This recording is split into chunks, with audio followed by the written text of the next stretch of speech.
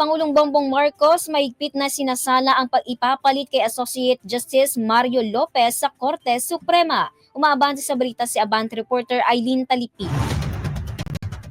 Kim, masusing pinag-aaralan ni Pangulong Ferdinand Marcos Jr. ang listang isinumite sa kanya ng Judicial and Bar Council para pumili ng ipalit kay Supreme Court Associate Justice Mario Lopez na nakatakdang magretiro ngayong Miyerkules, June 4. Sinabi ni Executive Secretary Lucas Bersamin na ito ang magiging kauna-unahang pagtalaga ng Pangulo sa Korte Suprema, kaya mahigpit ang ginagawang pag-review sa credentials sa mga nasa shortlist.